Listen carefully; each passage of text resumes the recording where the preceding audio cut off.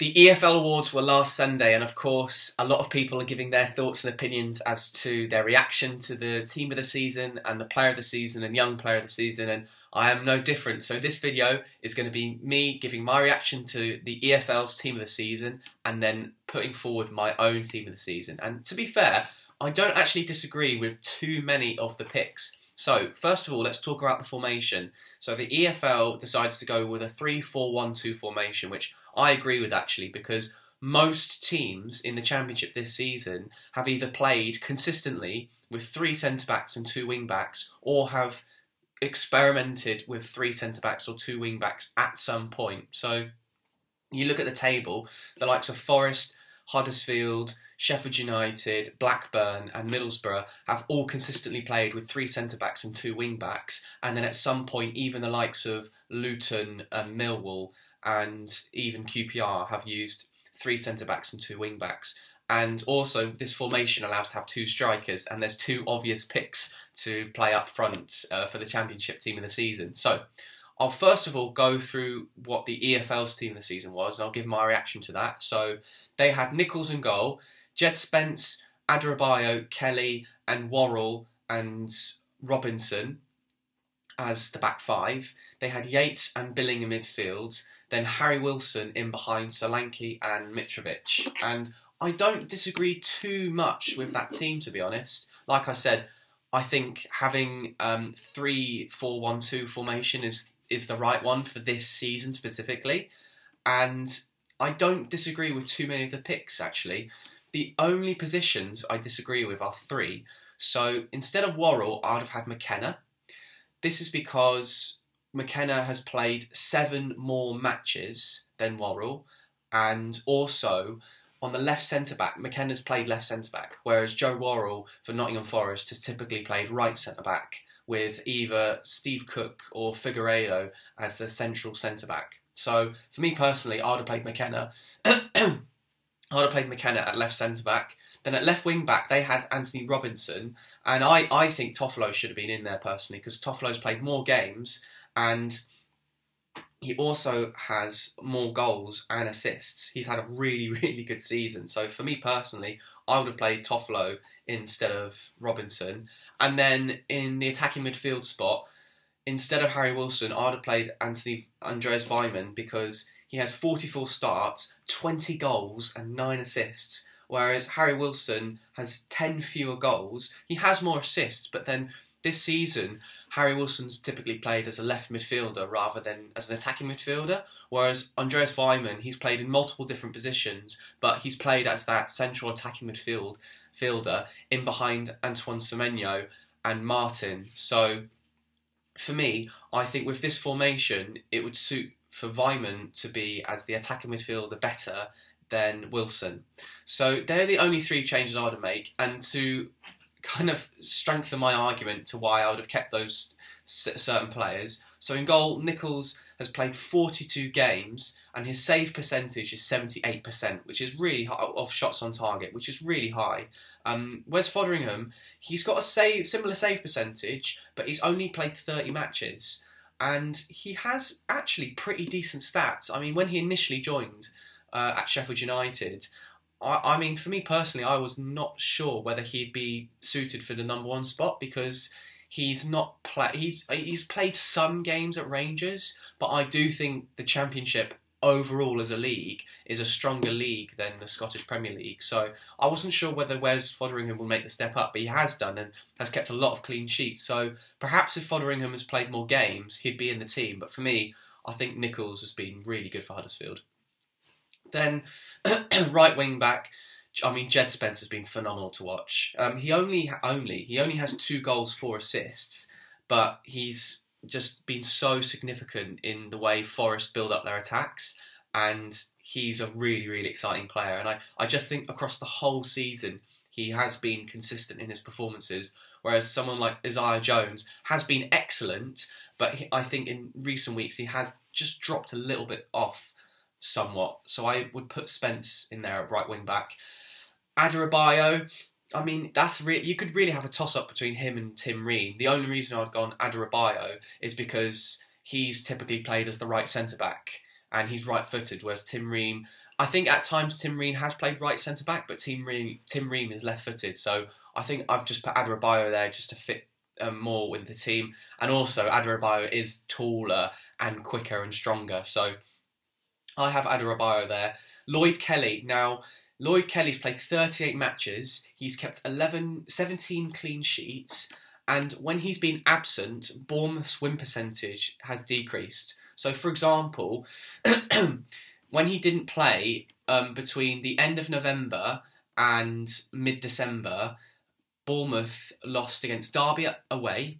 They drew against Millwall away. Then they drew against Coventry at home, and then they drew with Fulham away. And then when he only played 25 minutes, they lost at home against Blackburn. So that's just an example that when Lloyd Kelly's not played, Bournemouth have dropped points and they've looked worse. They have looked a worse team when Lloyd Kelly's not in there. And for me personally, I think Kelly's made a massive step up in his quality and his level. And I think he'll go on to be a consistent Premier League performer personally. Not just because he's performed so well this season, but being left-footed helps him stand out as a centre-back. And he's brilliant at recovery runs, and that helps with his pace and his awareness of the game. So I think Kelly's had an outstanding season. With McKenna, like I said, I think he's played more. No, not I think he has played more games than Worrell, and I do just think he's had a slightly better season than Worrell, given that he's played more games, and being as the left-sided centre back, it suits the formation more than having Worrell there. And then Toffolo, I think he's been a consistent performer across the whole season, contributing to goals and assists more than Robinson. Although I would say Robinson is the better player, I just think Toffolo has had a better season.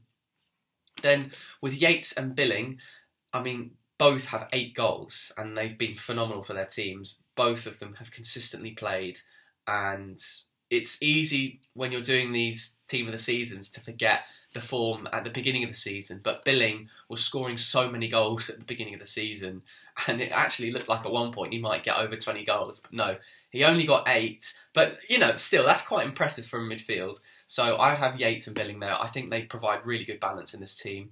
And then Andres Vimen, it was a toss-up between him and Joel Peru, whether I'd put him in that attacking midfield spot, but in the end, Vimen's created 14 big chances. That's over double compared to Joel Peru's. So I've just given the edge to Vimen, but Joel Peru's had a phenomenal season. He's been brilliant for Swansea. And then up front, 2 clear obvious picks are Dom Solanke and Mitrovic. I think Dom Solanke has 28 goals and Mitrovic has 41. That's just absolute joke. You couldn't not play those 2 players. So the other nominees you could have had Wes Fotheringham, like I've mentioned, and Tim Ream. Isaiah Jones at right wing backs had a really good season for Middlesbrough, his standout season. Gustav Hamer in midfield has been excellent for Coventry. 3 goals, 9 assists, but his passing and defensive qualities are fantastic. Then Harrison Reed has been a real consistent performer for Fulham, and I think he'll do quite well in the Premier League. I've mentioned Harry Wilson. He's had a brilliant season, but I haven't included him in the team because I think Vimen's had a better season, and Joel Peru, and also Wilson's played as a left midfielder, generally speaking, rather than as an attacking midfielder. And then a last mention, Chris Willock. He started the season so well, and I think it just looks ready to step up in the Premier League. I really do. He just plays with such enthusiasm and freedom and courage. He's so brave on the ball, and 7 goals and 11 assists is nothing to be sniffed at, and I think either up front or as an attacking midfielder, he can do a really good job for QPR next season, if he stays, that is. So that's my team. The final thing to talk about is the manager. Now, I can understand completely why Nathan Jones has been given manager of the season. I mean, Luton, for them to be 5th with the budget they have is phenomenal. But you could also have had Steve Cooper in there, potentially. I mean, maybe you could have had potentially Tony Mowbray, given that Blackburn's budget isn't massive and they lost Armstrong last season. That was a massive blow for them. You could easily shout Gary Rowett, because Millwall, for them to be 8th on their budget is phenomenal, and they could still finish in the playoffs. But for me, I think Carlos Corberán should have been manager of the season. That's who I'd have given it to, just because Huddersfield last season were 20th.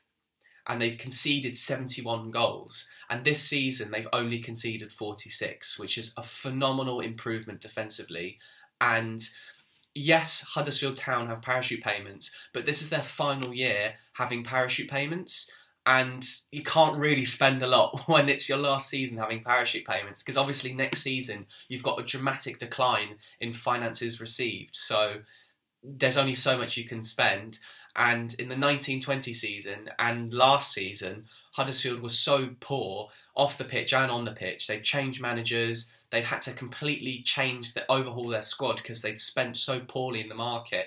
And the dramatic turn of form Carlos Corberán has managed to oversee has been far more dramatic for me than Luton's. And don't get me wrong, in the 3 seasons Luton have been in the Championship, they've been brilliant. They finished 19th, staying up relatively comfortably. Then last season finishing 12th, making more of an improvement.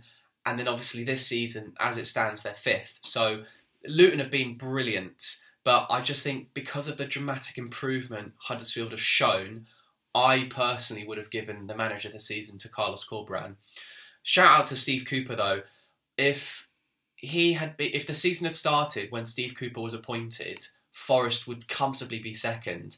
And I don't think it's hard to argue that if Steve Cooper was the manager of Nottingham Forest at the beginning of the season, they probably already would have been promoted. So Steve Cooper's done a phenomenal job, but I do think Forest's squad on paper, I know obviously the game isn't played on paper, but Forest's squad on paper for me is stronger than Huddersfield's and Luton's.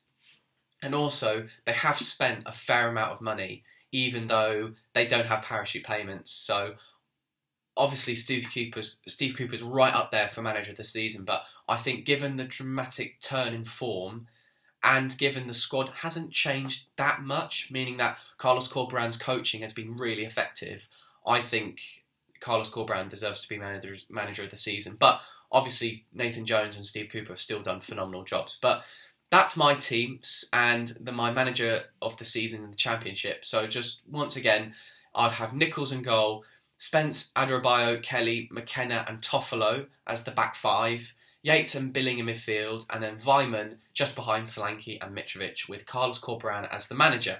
But that's my Championship team of the season. Thank you for being patient and watching this video. I really appreciate it. Please like, comment and subscribe, and I'll see you all in the next video. Thank you.